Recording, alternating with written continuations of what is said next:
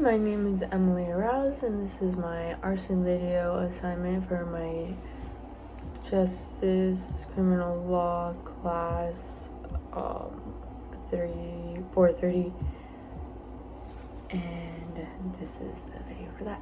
Okay, so I will be talking about the history of arson, why arson is a crime, and the punishments for it as well. Okay, so arson has been a property crime for quite some time now, and under common law, for a crime to be viewed as arson, 5 components must be available: intent or malice in part of the arsonist, a genuine burning.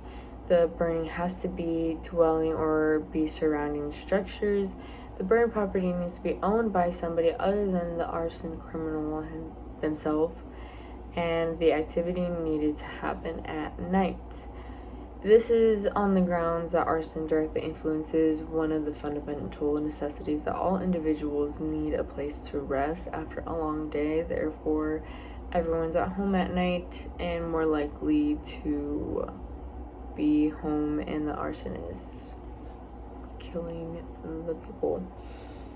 Arson was a crime under common law since communities expected to have a sense of safety in their own homes and had to realize that should their house be burned down by somebody with a vindictive plan, that individual would be prosecuted. Common law expressed that arsonists needed to burn dwellings in the ownership or occupied by others, as the convention was that individuals would not deliberately burn the houses where they are in, and when all is said and done, lived. However, when property owners' insurance began to be something typical for individuals to acquire when they bought a house, the laws for arson changed because of individuals burning their own homes in order for gaining money from the insurance, which hence perpetuates insurance fraud. Different changes to laws about arson since present-day statutes have been created is that the burning, staining, or smoking is sufficient to support an arson conviction. Arson can occur whenever during the day rather than it only being when it's dark out, and an individual can carry out arson on their own property. Arson laws have changed, however, the one thing that stays as it was is that people still commit it. Under common law, arson was a lawful offense and still is today in many places. However, under common law, it is also a crime deserving of death. This isn't the case in current criminal law, and keeping in mind that it is a crime that influences individuals' livelihood, the punishment for arson is not nearly as serious as it seemed to be under the common law. Today, the punishment for arson is exceptionally subject to current facts of every individual arson case. It is ordinarily a felony that conveys a genuinely heavy punishment.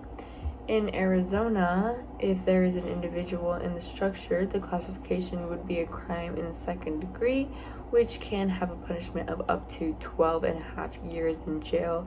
And if this individual has another conviction for lighting a fire, the maximum punishment goes up to 23.5 years in jail.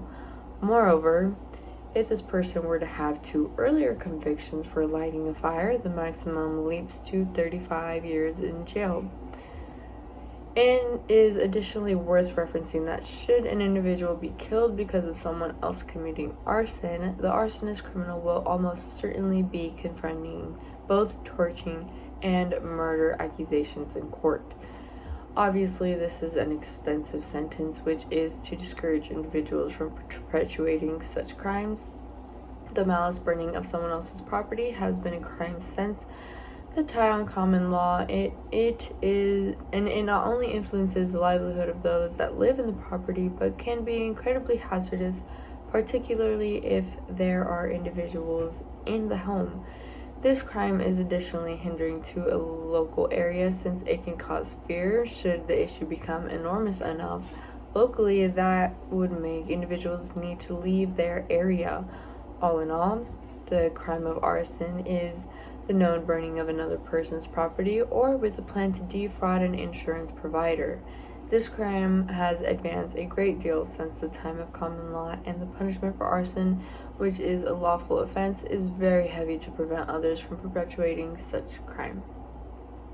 My references include Charges of Arson in Arizona, ARS 2020, and Rolf CA 2019, Arson Salem Press Encyclopedia. This is Emily Arouse, and thank you for watching.